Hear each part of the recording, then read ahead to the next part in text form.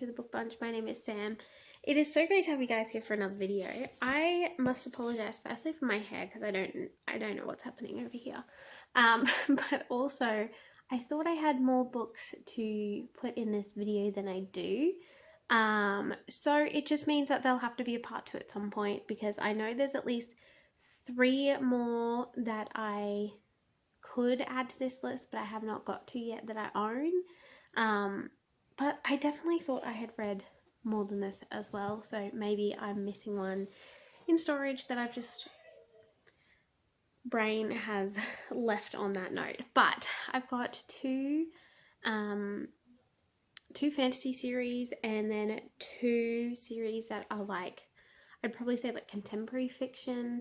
I know, right? Super outside of my wheelhouse normally, but I'm going to share them with you because they're amazing.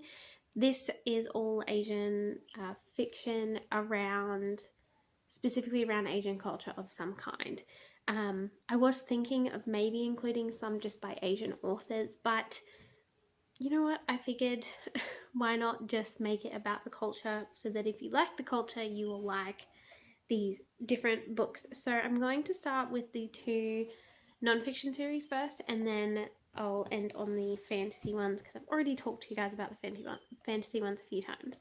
But the first one, which I have here, this is actually book 4. My other 3, my book 1 to 3 is in storage, so I couldn't get that out to actually show you. But this is the very latest one that only released like 2 or 3 weeks ago. It is a series called Before the Coffee Gets Cold, and this is by a Japanese author. It is set in Japan, and I mean, it kind of is fantasy at the same time, actually, as well as contemporary, because there's like a magical element to it. So basically, these 4 books are collections of 4 stories each that are all centered around this family and their cafes. And these cafes, there's 2 different cafes featured across the 4 different books, but they are all from the same family line. And in these cafes, there is basically one seat where if you sit in this seat, you can travel back in time and go visit somebody that was, well, actually you can go forward as well, but going forward is a bit more difficult because there is a rule and a series of rules really. But one of the main rules is that you can only visit someone who has been to the cafe. So in order to go to the future, you would have to know that they've been to the cafe sometime in the future, which is obviously unpredictable. But so yeah, most people go to the past because they know when someone has come to the cafe. But there's a few other rules as well. One of them is that no matter what you do in the past, it won't change the present. The only thing that might change in the present is people's feelings and I guess still some outcomes, but it is just a little bit different. Like if someone's died, you're not going to be able to bring them back to life, even if you warn them that they're going to die, that kind of thing. Yeah, if you're going to break up, like if you've broken up, you can't go back and change that breakup. It's already happened, that kind of thing. But yes, you can influence people's feelings and emotions, but it is then on that person whether or not that will have a lasting effect. So a lot of people do it to get closure for various things. So to say things that they wish they had said, get explanations for things they don't understand, that kind of thing. But yes, I love this series. It's super wholesome, super like emotional. So probably don't read it if you're like already emotional, but it's definitely really good. I loved it. I love all these books. I give them all 5 out of 5. They are very different to what I normally read, but I just really enjoy them. But yeah, they explore the different people's lives in Japan and their little personal stories and why they are choosing to go back and all of that kind of thing. And then the main rule as well is you have to drink. So you get given a cup of coffee and you can stay in the past or the future for as long as that coffee is warm, and then you have to drink it by the time the coffee gets cold. Otherwise, you get cursed forever and become a ghost who inhabits the chair that can travel you back in time. So, yes, very cool. A little bit of a magical element to it. But yes, I'd highly recommend this series. Like I said, there's 4 books. 3 of them are like kind of in order, sort of, and then there's one that is like set before. That probably sounds super confusing, but the timeline that these books were released doesn't match the timeline within the stories, is what I'm trying to say. So you might end up jumping over a little bit. It didn't bother me, but you can look up online the order to read them if you want to read the stories chronologically, is what I'm trying to say. The other book I also have in storage. I thought I had it out, but I did not. So I'm just going to have to put up a cover of it if I can find one. But it is called The Telephone Box at the End of the World. Pretty sure that's what it's called. And it is about it's fiction, but it's based on a real life event. So it's based on the aftermath of some big floods that happened in Japan a few years ago. Like it's not way in the past. It's like from the 2010s, I think. And it's about this it mostly follows this one girl who is trying to get some form of closure from this whole experience, because pretty much everyone knew someone who died, and she meets along the way this other guy who is also looking for closure, and you explore their like backstories and why they are grieving the way they are grieving, and why they are on the mission that they are on. But basically there is this phone box which is on the edge of this like cliff, basically, in one of the towns in Japan, and it is not connected to anything. It's been long disconnected, but it's in like the perfect position where when the wind blows past, it makes like sound, so it almost sounds like someone is talking to you through the wind. And so people go to this phone box which is in this person's garden, and the person just lets people come and go as they please.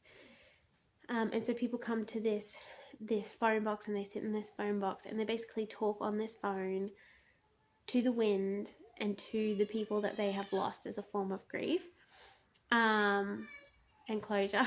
Sorry, my baby's crying in the background. She's hanging out with her grandma today. But yeah, so it was just a really cool concept. Super moving. I just, it was beautiful. There was some poetry in throughout the book as well, and I've just never read a book on grief in the same way. So I just really highly recommend it. It was just beautiful and profound, and I had a great time. There is a little bit of a love story in there as well, so that made it a bit more lighthearted. But I just wanted to be in that book. As sad as some of the stuff was, I wanted to be there with them. So that is The Phone Box at the Edge of the World. Then there is Daughter of the Moon Goddess, which I did read recently, and there is a review up already. But in case you missed it, this book is book 1 of what I believe will end up as a duology. The second book has not come out yet. I believe it comes out at the end of the year, or possibly early next year. Soon though, soon. And this book is about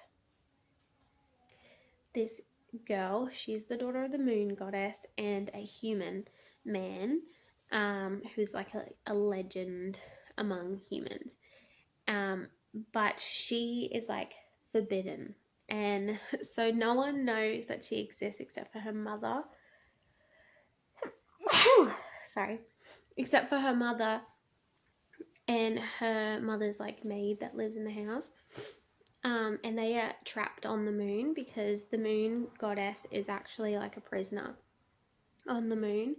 And you find out more about why and like everything, like what goes down as the book goes along. But yes, the daughter of the moon goddess ends up having to leave the moon rather quickly for her own safety. And so she flees, and in that rush she ends up on a planet that she's not necessarily meant to be on, but it's part of like the celestial kingdom. And she ends up getting a job as a maid in this person's house and is treated rather poorly. And so one day when she finds this boy at the river who is treating her kind of good, but she's also not afraid to sass, they kind of become fast friends. Turns out he is like the son of the emperor or something. Um, and they get entangled, their lives get entangled. She becomes his learning buddy, I guess they call it, like study buddy. Um, and then it's about her trying to win her mother's freedom from the moon without people finding out who she is. It's quite good. It is quite long, but I really enjoyed it. I'm really interested to see what book 2 is about because, I mean, this book kind of ends in a good place from what I remember. Um, so the only thing I can see why they would continue in book 2 is for the love story to develop more. But maybe I'm just forgetting how how the book ends because I don't remember there being a cliffhanger. But hang on, let me have a quick look.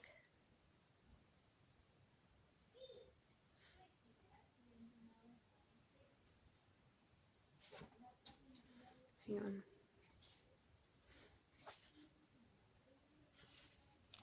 I'm just yeah. No, I think it's fine. I think it ends in a good place. So like you don't have to read the second book if you don't want to, but there is definitely a second book and it sounds like it's going to be interesting at least. I've super enjoyed Daughter of the Moon Goddess. I can't think of any complaints I had at the time, but if you want a more in-depth review that's not so terrible, go check out my original video. But I love learning about the mythology behind Asian fiction. I just think it's awesome. And then there is Six Crimson Cranes, which is a duology. There is also a prequel, which I have not like finished yet. Called Her Radiant Curse, I think it's called. And this one is a duology. I do have the second book. I have read the whole duology. And it is really good. I really enjoyed it. I love this cover too. I just think it's so perfect. But this follows a girl. She is, I think she's also an emperor's daughter or someone important's daughter. And she has 6 brothers. And she is a bit rebellious, doesn't want to get married, doesn't want to be married off or live the life, I guess, that she has set out for her. So on the morning of her wedding or like something like that, she makes a huge fool of herself, and in that process ends up meeting a dragon. And the dragon, is a lot of fun. He's quite playful, causes a lot of mischief, but they become fast friends. And he ends up coming to her aid when she gets cursed by her stepmother. her and her brothers get cursed, and basically her brothers get turned into 6 crimson cranes, and she gets turned into like a mute with a bowl on her head or something. Maybe she's not a mute, but she just can't say. Hang on, I'm trying to remember. No, so she's got a bowl on her head that's like stuck permanently, so they can't see her identity. And she can speak, but she can't speak about her brothers or her name or what's happened to her, like about the curse, basically. And if she does, one of her brothers will die, like for every time she talks about it. And yeah, she ends up having to leave her kingdom and go on a search to find out how to break this curse on her brothers and free them. And she ends up having to team up with this dragon, but also with the man that she was meant to marry. And it creates a little bit of a love triangle. It's quite funny. I really enjoyed it. I don't normally like love triangles, so for me to enjoy a love triangle, it's got to be done in a good way. I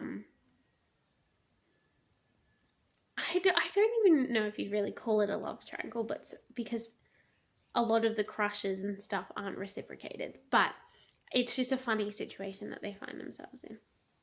And yes, then the second book goes on to